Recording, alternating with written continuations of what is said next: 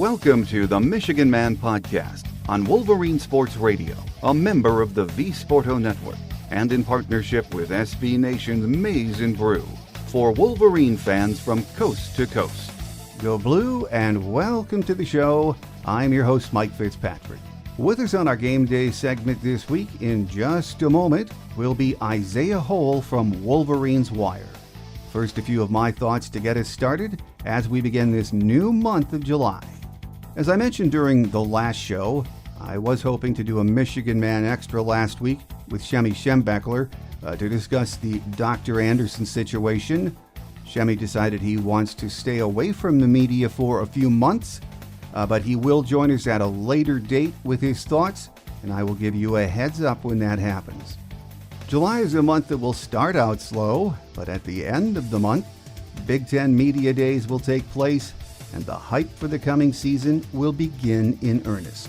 In August, we will return to our weekly schedule and begin our season previews. Until then, let's try to enjoy some of this back-to-normal summer.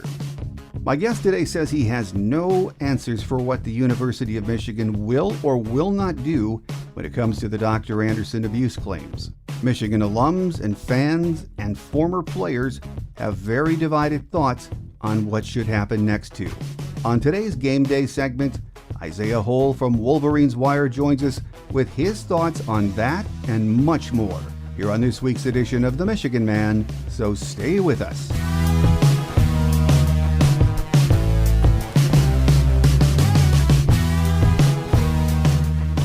Here with us on our Game Day segment this week as we get things going in the month of July is Isaiah Hole from WolverinesWire. Great to have you with us, Isaiah. Absolutely. It's my pleasure. Well, Isaiah, the season is, as you and I were just discussing, really fast approaching, and the anticipation is building across the college landscape. Preseason magazines are out, etc., etc. But for Michigan, there's still something hanging over them, and that's the Dr. Anderson story. It's far from going away, isn't it? It sure appears that way. It kind of seems as much as the university wants it to go away, the more it's going to kind of just continue to resurface, and more and more people seem to be speaking up and speaking out. Obviously, you had the report that came out a few weeks ago, and you had a couple weeks ago as well, just the former players, seemingly led by Jonathan Vaughn. He's a great guy. I've gotten a chance to know him a little bit, to come out and speak up against the situation and the university's seeming unwillingness to accept culpability, talking a lot about Bo, obviously, and what should be done as far as that's concerned. How much did he know? And that's where it really seems to center right now. I think it's less about Dr. Anderson as much as it is what did Bo Schembechler know, and when did he know it, and if he did know anything, and how culpable is he? And I address this on my podcast, and the way I basically put it is, it looks like it could be damning, but we have to take a couple things into account. Is number one, we'll never know the truth. We will never know the actual truth, because it's a he said scenario, and you can say, well, Matt Schembechler came out and said this, and why would he say it? But his half brother has come out and said that he doesn't have any credibility there. So it's really impossible to know. And as much as I want to say, hey, just someone's willing to come out and tell their story, we should definitely take their testimony as truth. Unfortunately, it's not that simple. No. And I think that's great in theory, but you also have to keep in mind that it was a different time. In the sense, I'm not saying that excuses anything, but you think about what the 60s and 70s and 80s, I mean, I grew up in the 80s and 90s. What those were, it was a lot of this idea of suppression and male toughness, and don't, like, considering that we've only gotten recently, in the recent decade or two, to really get to the talk about sexual assault as it happens to women. I think that it's a difficult proposition talking about it happening to men, especially done by another man. And I think it was easier for the country to kind of discuss the Jerry Sandusky situation at Penn State, because for two reasons: he was alive, he still is alive, and because he was doing it with young kids. And I think we obviously have a very much more of a zero tolerance as a society for that. Whereas you have a young adult coming to a coach and saying, like, hey, on my physical, this happened. When I look back at the time, I think it's very easy to see a scenario where Bo Schembechler, just trying to put myself in his shoes, where he'd just say, toughen up, that's just part of it, right? I likened my podcast to the climate surrounding that type of behavior. There's an episode of Friends, and keep in mind, that's a 90s sitcom, where Joey is sexually assaulted frequently by his tailor, and he never looks at it that way, and he sends Chandler to the same tailor, and they realize that it's a sexual assault. And it's just a big joking matter. It's one of those things where we're only now kind of getting to the point where we look at these types of things with a level of scrutiny and credibility that it deserves. And so and none of this is to say if Bo Schembechler shrugged it off, if he was told credibly about it, which it sounds very much like he was, and that he just shrugged it off, that was the right course of action. Not. I'm just saying, like, we have to understand the lens through which these things, why things didn't particularly go the way they should have, because we weren't I can't really come up with a word right now, but we weren't as diligent as a society about taking care of, sexual assault and things of that nature, especially towards men in that day and age. And really not until the last 15, 20 years do I think has it become something that people are willing to be open and talk about. So I think it's a really difficult situation. I don't know what the answer is as far as, do you change the name of the hall? I don't know what the answer is as far as, do you take down the statue? As far as I'm concerned, like, I think Michigan, in a lot of ways, would do itself a service if it detached a lot from Bo Schembechler in general, irrespective of this situation, because the living in the past thing, I think it tends to hold you back a lot instead of looking towards the future. They seem to add more Bo Schembechler lore.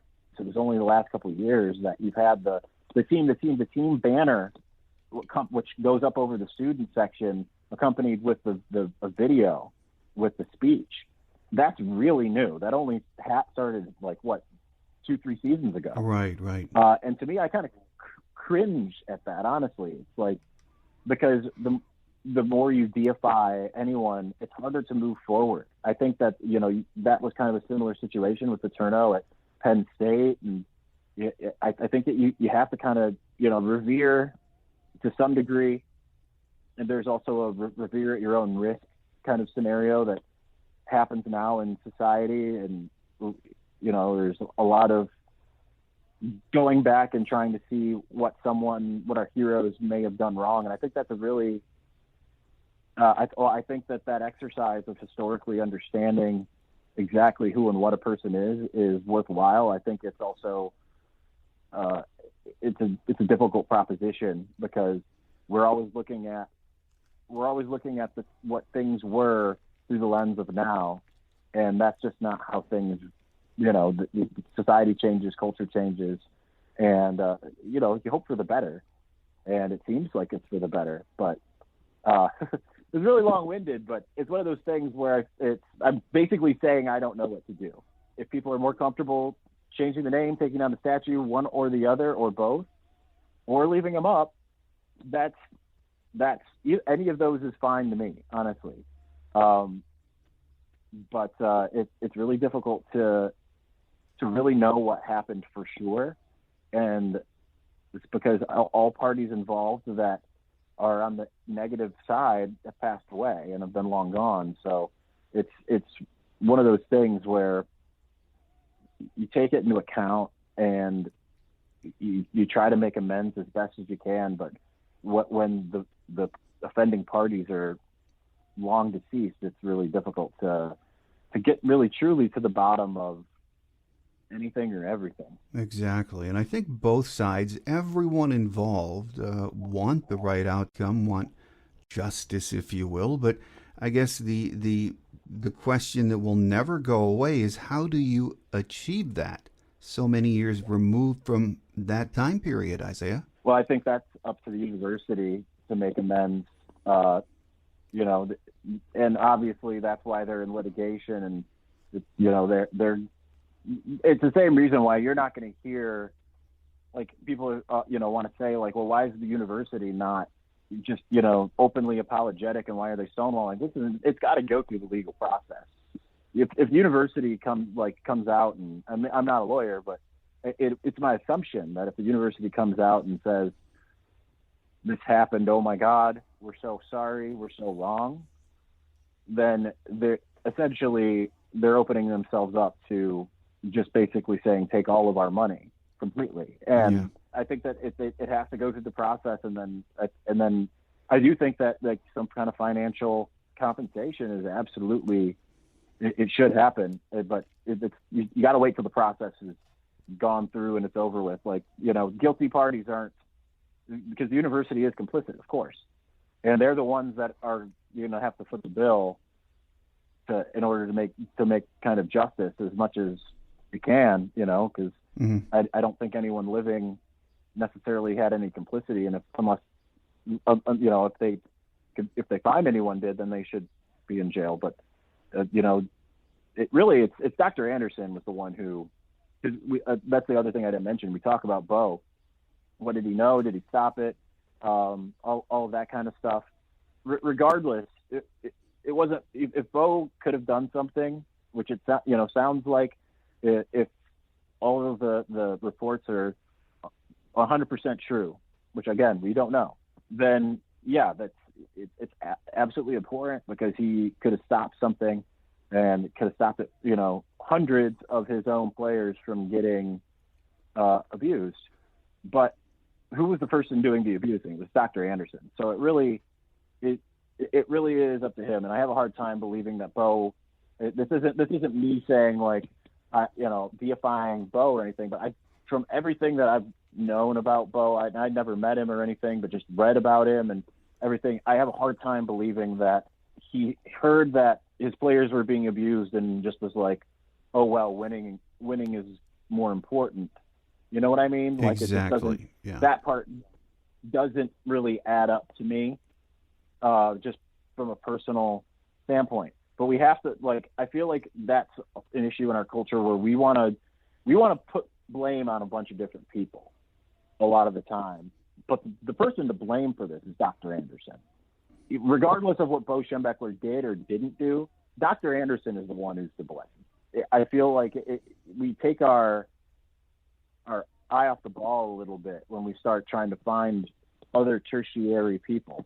Like, it's not completely, because it's always good to know how a supposed monster was emboldened, but nonetheless, keep your target in the sights, and understand that whatever Bo Schembechler did or didn't do, Dr. Anderson is still the perpetrator. He's still the one at fault, and he's the one who deserves the most of the blame. But unfortunately, as far as justice is concerned, it's going to have to go through the university, and that's really the only way. And I don't know how much financial compensation is going to make anyone feel better or make anyone's trauma go away.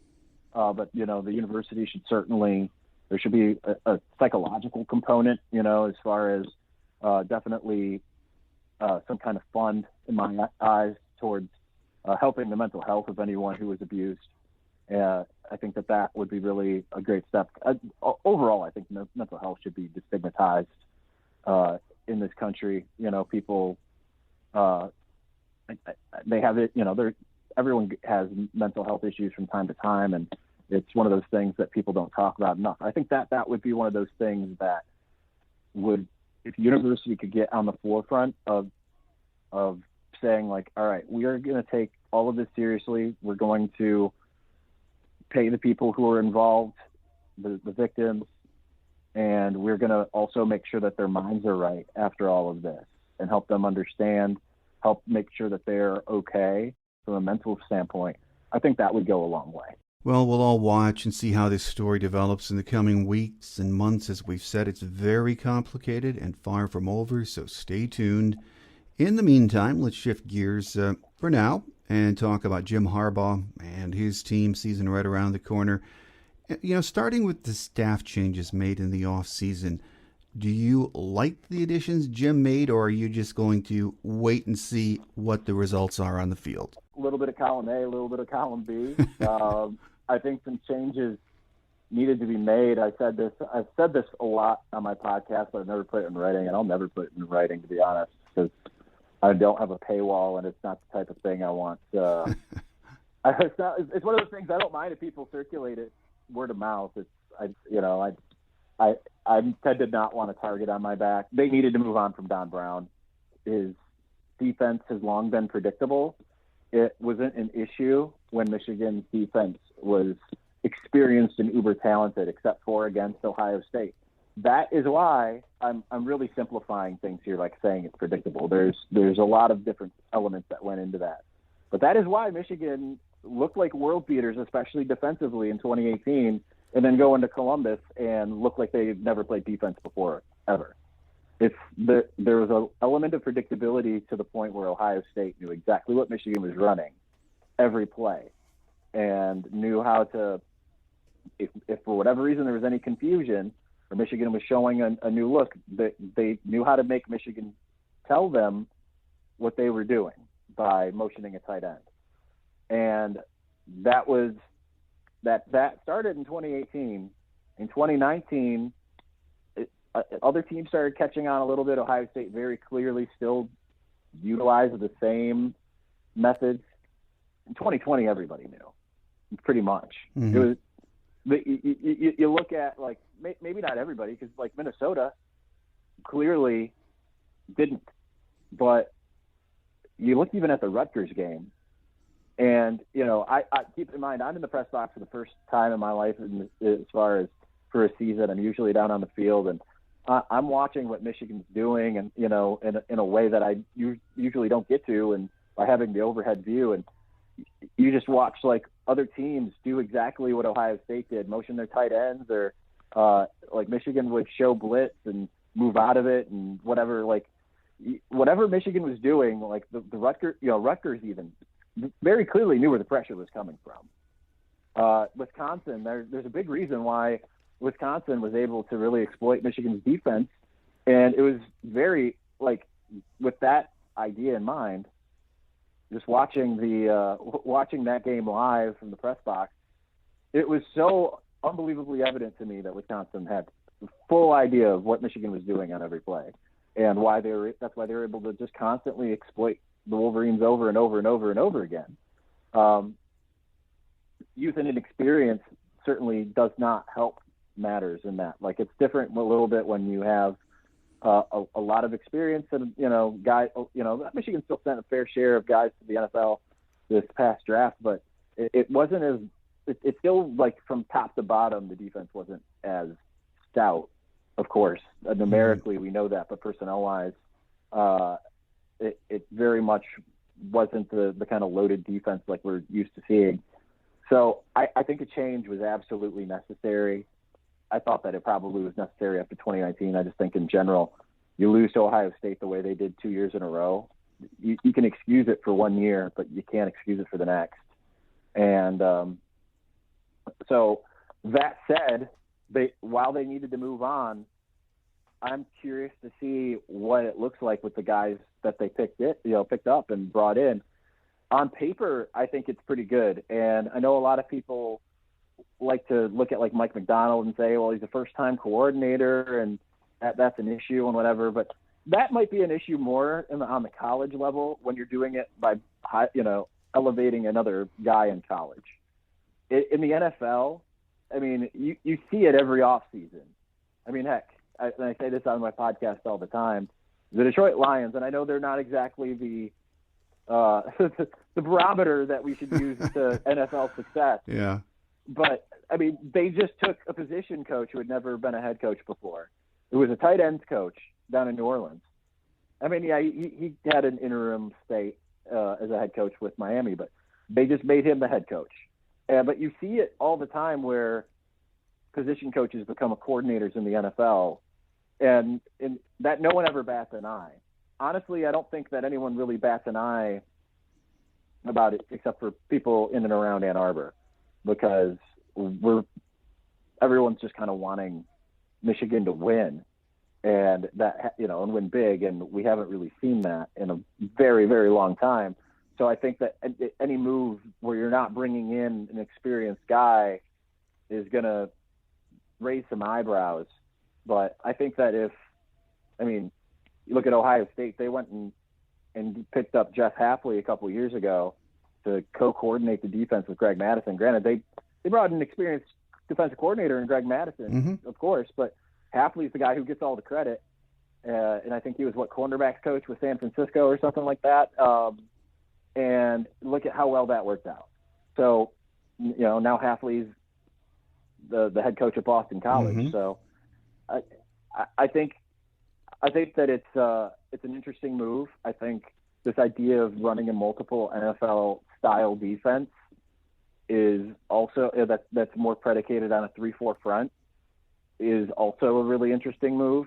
I think that has a lot of potential, and I think that it could cure a lot of the defensive ills, but it might come with a little bit of a learning curve, a little bit more than the move from Greg Robinson to Greg Madison, where you went from being one of the worst defenses, you've ever seen to suddenly being within the top 20 in the country.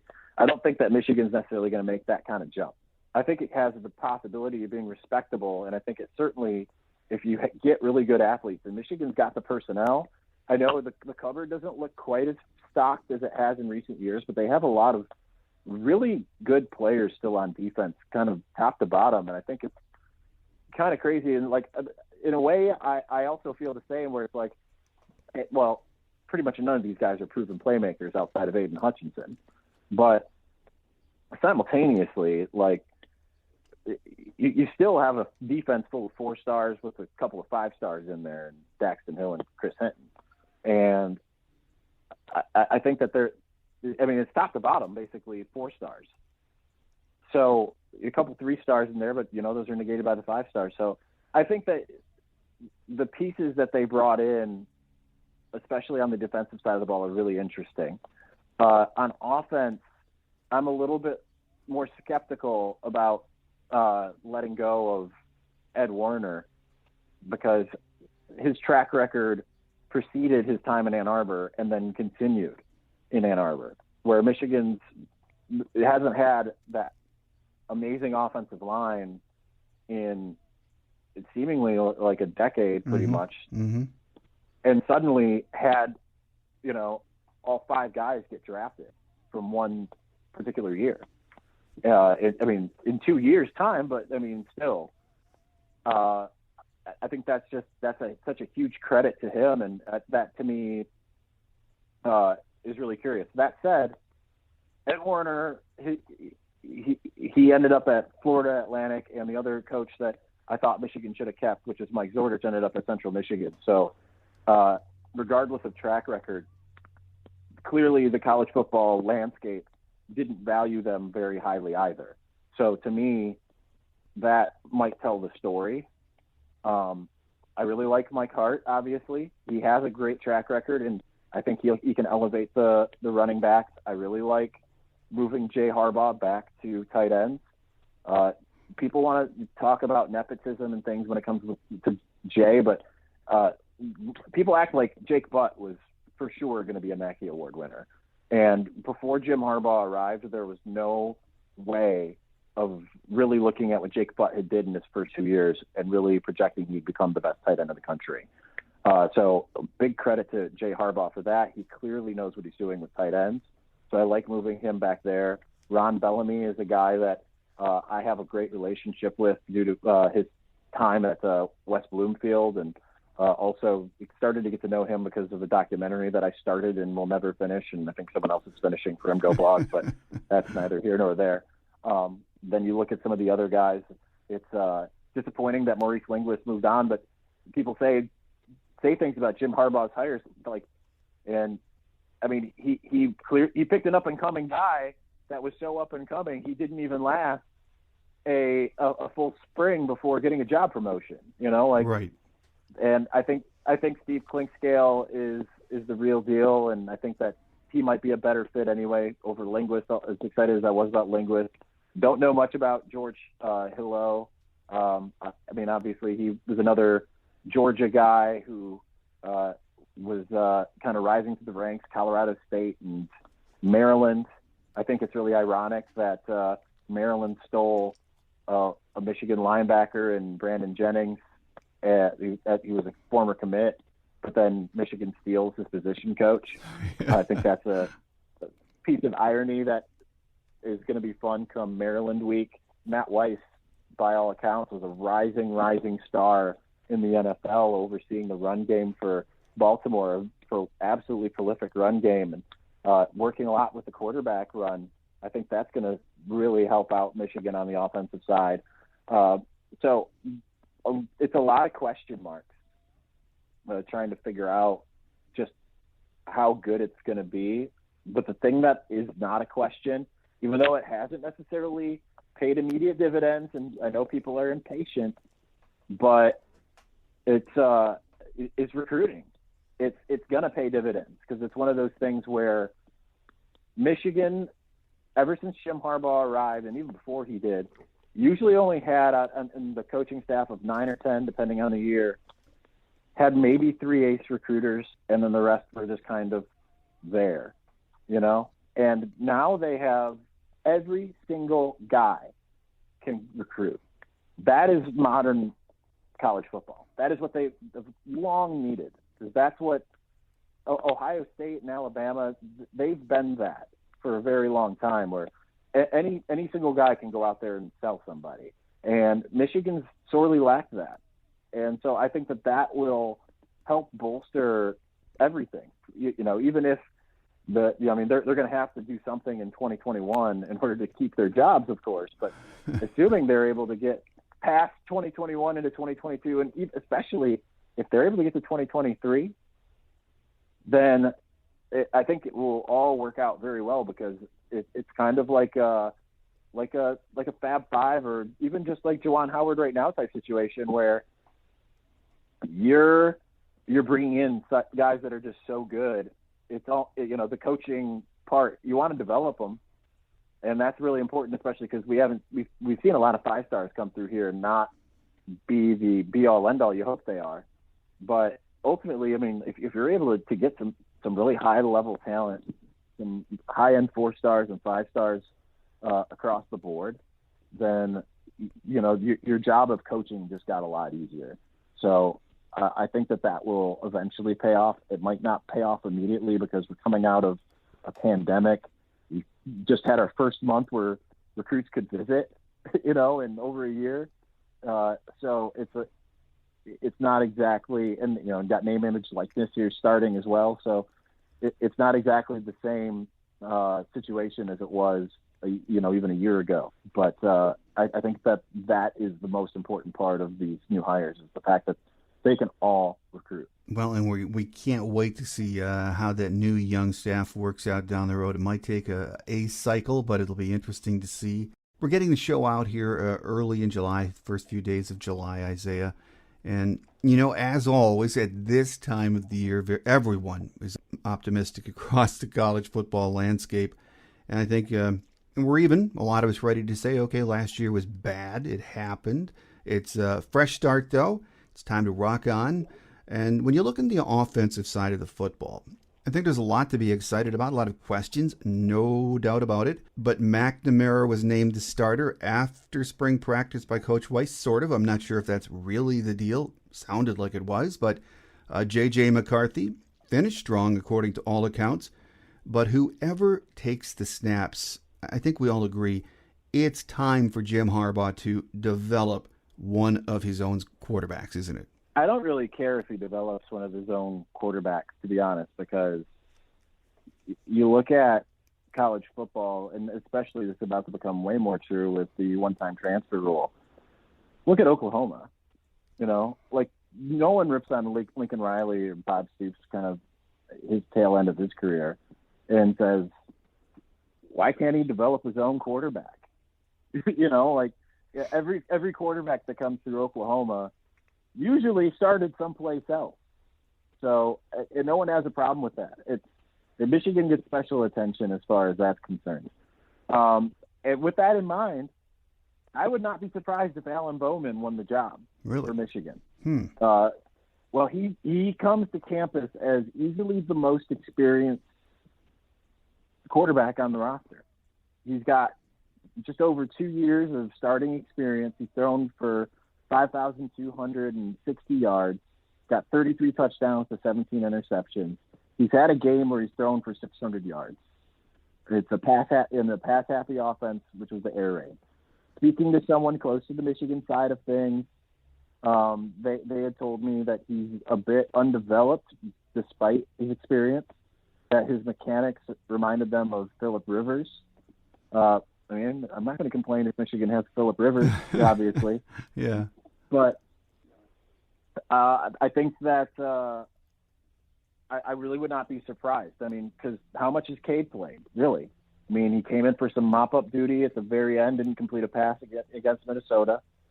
He finally got to come in a blowout situation against Wisconsin. Yeah, he moved the ball, got Michigan on the board, won the Rutgers game pretty emphatically, and clearly was injured against Penn State in the early goings. And it also kind of looked like Penn State had him a little bit more figured out than Rutgers did from the go, which is going to happen when you finally put something on tape. Which is kind of, I think, what we saw from even Joe Milton. Like, he looked like a Heisman winner in week one and just slowly started to decline. I'm not necessarily on the idea of it's got to be someone that Jim Harbaugh brought in out of high school. It could be, and I think that any of these guys, like Matt Weiss talking about Cade McNamara as being a 10-year NFL vet, I think that's a little bit hyperbole.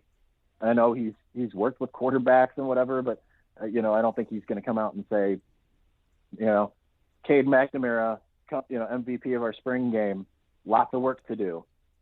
I think that regardless, Michigan's in a better spot than they've been in a little while, and I'm very much still a Joe Milton apologist. I still think he's going to have a really amazing career, but I think that Michigan's in a better spot because they have three guys, I think, that really could start.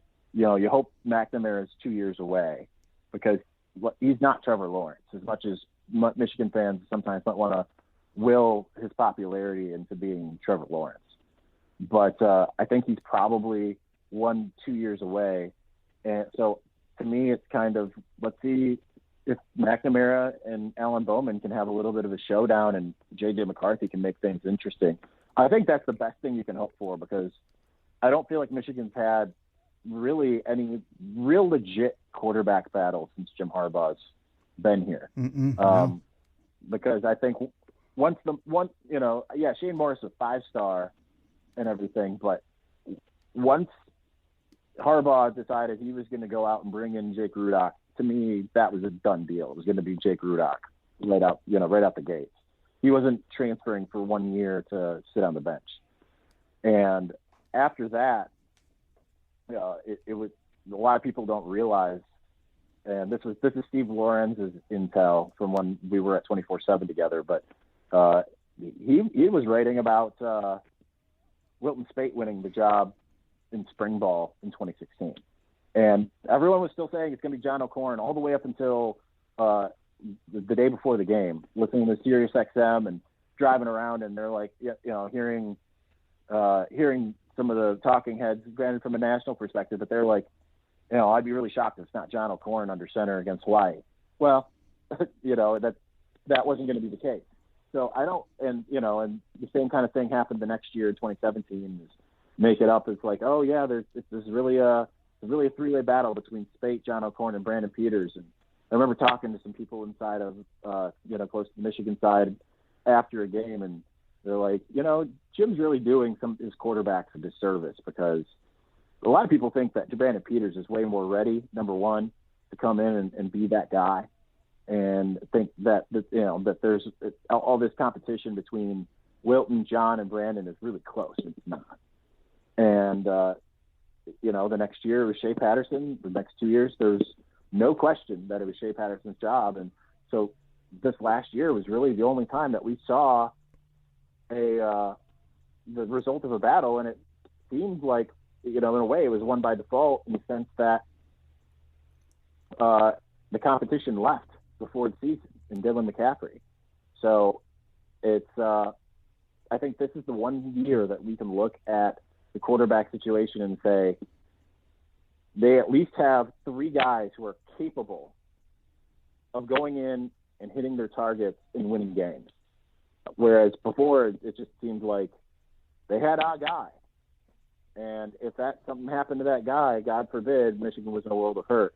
Now you at least are looking at a situation where you feel like Cade McNamara certainly can win you games.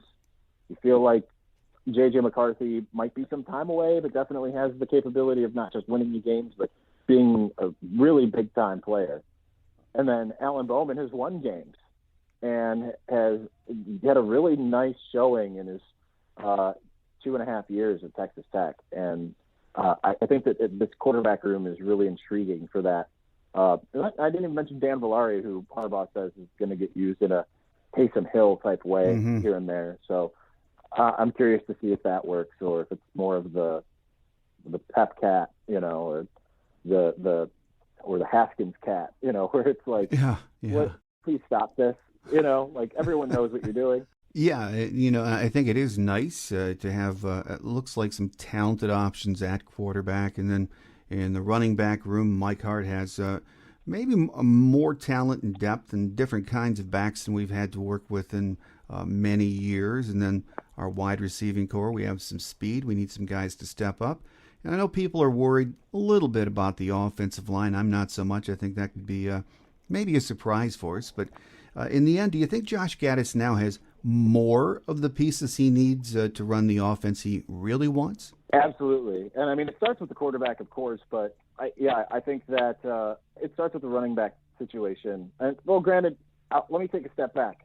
It starts with the defense being able to stop people, because that's one of the reasons why Michigan's offense never was able to look good last year. Like it worked a little bit against Minnesota because the offense was able to move the ball very quickly, and the defense was able to get some stops. But Michigan did not have a game last year in which it led out of the gates. Mm-hmm. They were behind every single game.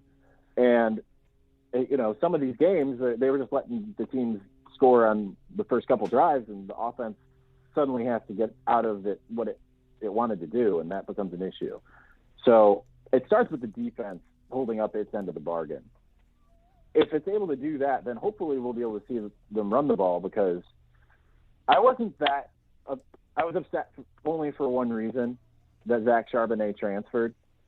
And that reason was because I was really close with his family, who was telling me he wasn't going to transfer until he transferred. And then it was like, now I look like an absolute idiot. But I mean, I had the best sources you could possibly have on any of it. But, obviously it sucks to lose a guy of his caliber, both as a person and as a player. But I think that Michigan needed, based off of what we saw last year, a little bit of streamlining as far as its rotation. And I think it kind of got it by default. And I think that that's awesome, because now you're not going to be messing around with this, like, let's get every back in there out of 5 different guys, or 4 different guys. Now you have 3. I mean, I know they'll say Tavier Dunlap has that capability, but I'm just going to push him to the side for now.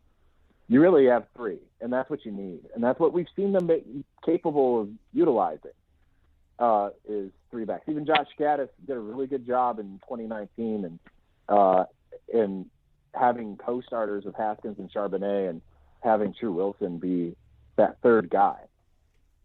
So now at least, you're able to work the magic knowing that Hassan Haskins is your starter and that you have a speed option in Blake Corum, and then you have a do-it-all guy in Donovan Edwards, who I think will play pretty much right away.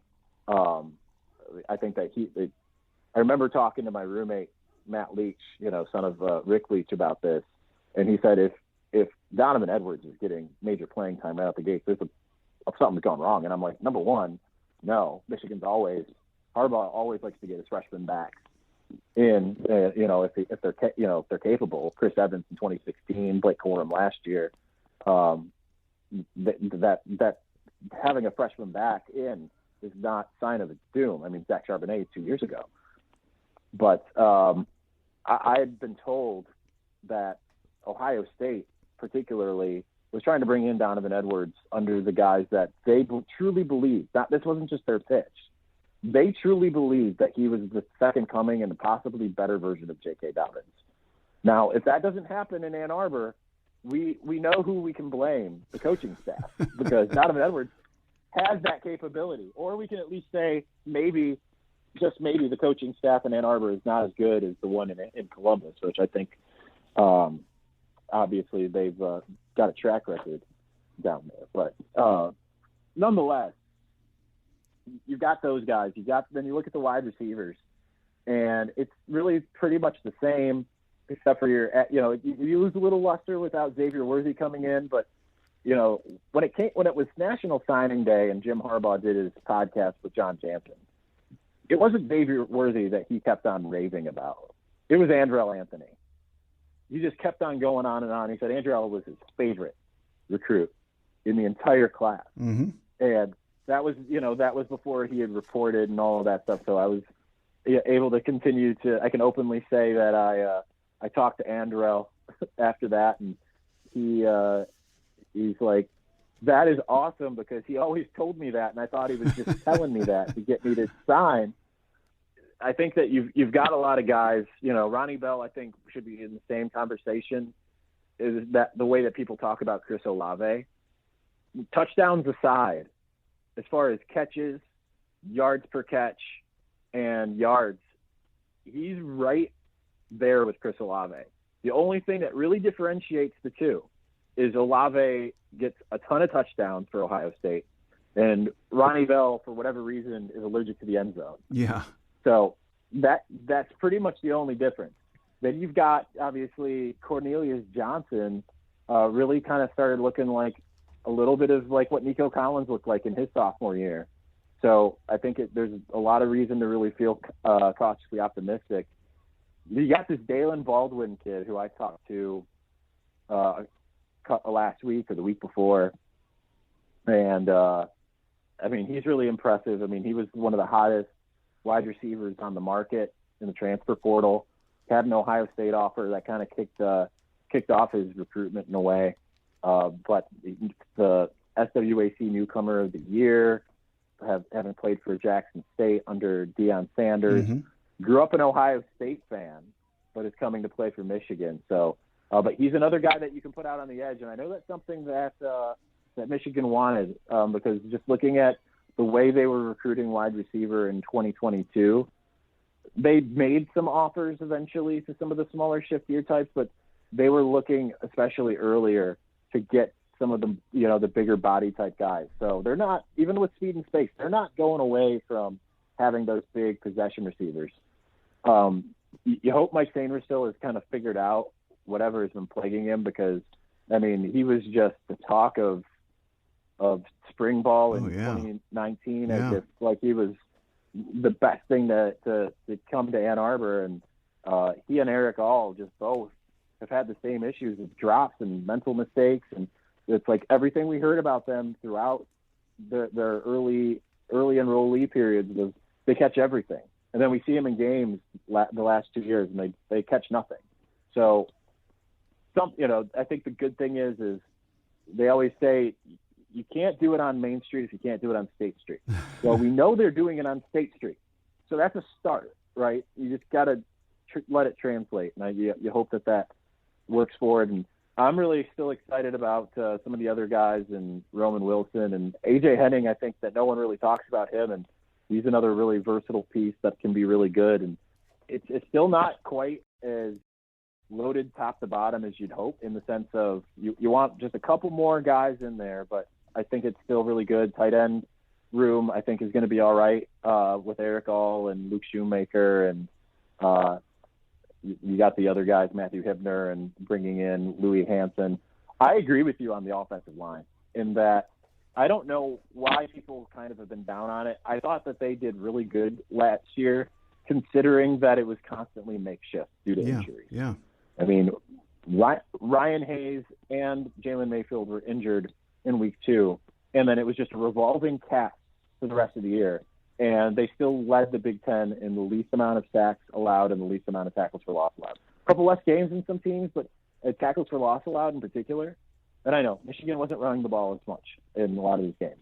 But sacks allowed, they were second if you adjust for games played. But they still, in tackles for loss per game, led the Big Ten. That's a really good foundation. And you've got some guys that I think that Ryan Hayes has the capability to be an all Big Ten guy straight out the gate. I don't understand why he's not getting talked about. And they really love Zach Zinter and think that he's the engine.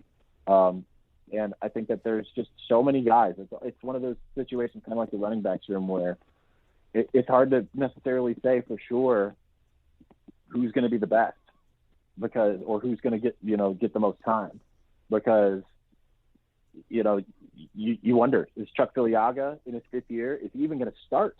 Because Trevor Keegan's really coming on, and it seems like it's got to be Trevor Keegan's time, and it sounds like it's his time. And Carson Barnhart was so good last year, but he might be on the bench behind other guys. Yeah. And you hear that Trente Jones has really come on, but he's going to have to continue to wait. And they've got a wealth of guys there. We're not even talking about second-year guys very much, like Jeffrey Kersey, who you feel like could be one of those guys to come in and step up in the second year any of the last 5, 6 years. We're not even talking about a lot of those guys. Zach Zinter being the only second-year guy that we're really talking about in that light.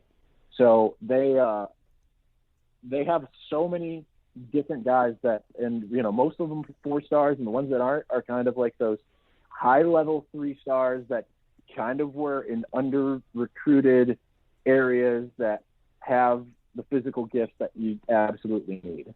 So you feel really good about the offensive line in that light when you look at the amount of talent that they have. And I think it's really funny because I was looking online and saw some like Big Ten offensive line rankings, and Michigan was like nowhere to be found. And It's like, I understand, new offensive line coach, you don't have Ed Warner anymore. Maybe that's part of it, but personnel-wise, I think that they've got a lot of capability. Oh, absolutely. I agree with that, and I think there's a lot more talent on that side of the ball, not just the offensive line, than a lot of people think on the outside. It has to put it together on Saturdays, but we'll see. And, we're all optimistic this time of the year. But final question for you before we let you get away, Isaiah.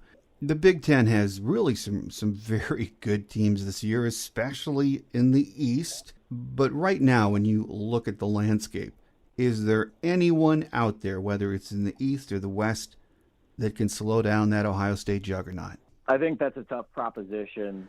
I don't think so, to be honest. I think there's 2 things that I look at. Is Ohio State going to continue its tradition of plugging in a quarterback that's better than the last?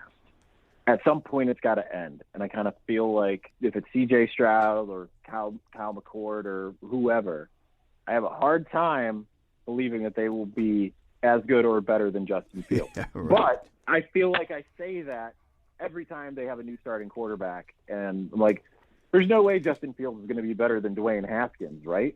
And before that, there's no way Dwayne Haskins is going to be better than J.T. Barrett. And before that, there's no way J.T. Barrett's going to be better than Braxton Miller. And each one getting better. At some point, their quarterback situation is going to fall back down to earth, at least for a cycle. And if that happens, that will certainly help the teams around them. They might not have to be any of that because Ohio State has the most insane wide receivers room in the country right now. Like it's just insane and stupid, and RIP every corner and safety that has to go up against them. That said, I don't know that there are many teams, especially because they don't have to play some of the better teams in the West.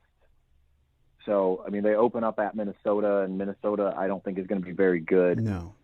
Again, unfortunately, they keep hemorrhaging players, their best players, the last couple of years here to the draft, which is proof that they were really good. And unfortunately, they have some really good line play, which could help, but we'll see. But they don't play Iowa. I don't believe. I should know. I just did like a whole thing on the schedule, and suddenly I don't remember it. But Penn State, I feel like Penn State will be much better, but I don't know that much better necessarily means able to beat Ohio State. Right. I don't think Michigan State's going to do anything really of note this year. We'll see what happens by the time that Michigan plays them. I think the best case scenario in a way is that Michigan's lost a couple games and Ohio State isn't taking them very seriously, kind of like the 2017 year. And that Michigan has a little bit more capability to finish the deal, like they looked like they were going to be able to do that year. The only team that I think really maybe stands a shot, it would be this year's version of Penn State in Indiana, because Indiana is basically bringing everybody back. They lost, I think, Watt Fillier and Stevie Scott, but they bring in Stephen Carr, and they still have Ty Freifogel. So and they still have, Michael Penix under center. Defense is pretty much the same. Juwan Mullen's still there, I believe. So to me, Indiana, I don't think is going to go away. I think they'll dip a little bit and return slightly back to earth, but I think that that's probably the best chance for anyone to really be able to slow down this Ohio State juggernaut, assuming that the talent level still is just performing at the way that it has been, which is this ultra elite level. That said, I look at Ohio State and I'm like, I'm not really sure that it's going to be a college football playoff type team this year, but that won't necessarily stop them from getting to the college football playoff, because as good as the Big Ten is, I really wish that, I think that Wisconsin kind of had an aberration of a season last year, and while Ohio State might end up facing them in the Big Ten championship, I think that you would like them to play them in the regular season like Michigan always has to do. And like, we'll know how good either Penn State or Wisconsin are if they open up against each other this year. But I also wish that we could see Ohio State against Iowa. Like in a just world, Ohio State would play one of those two in the regular season and then play the other one in the Big Ten championship, assuming that things go the way that they probably will. And that would at least give them a little bit more resistance, because it just always seems like Michigan always has to play Wisconsin. I mean, they've played them the last 5 years. And Penn State always seems to have to play either usually Iowa, I feel, or, and for some reason it's like Ohio State has to, like, they take the Rutgers helmet and slap another Big Ten West logo on it and say, have fun. So I don't know that they'll that there's anyone that can take it down. Maybe Oregon in advance, but I'm not that convinced that Oregon's that good either. So I don't think that. I think that they'll probably be 12-0 this year. Well, it's that time of the year, though. Big Ten Media Days, as I mentioned at the top of the interview, are just weeks away, and then the hype will start in earnest. So it's going to be exciting. With us on our show today, here in early July, just sort of in general talking about Michigan football, has been Isaiah Hole from Wolverines Wire. Isaiah, always a pleasure having you on the show, and hopefully the next time we chat, it's during the season. We'll look forward to that next visit. All right, sounds good.